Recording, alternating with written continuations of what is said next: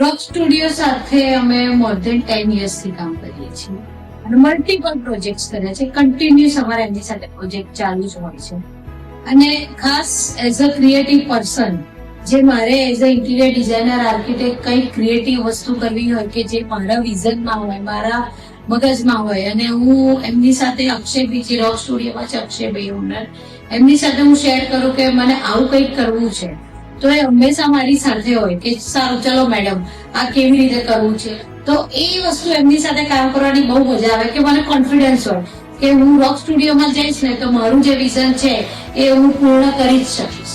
Is a service provider કે તમારો issue કે તમારો જે પર્પસ છે એમની જોડે સોલ્વ થાય. એ કઈ બી અનવર્કેબિલિટી હોય તો પહેલા કહેશે પણ એ જે તે વસ્તુ નહીં આપી દે.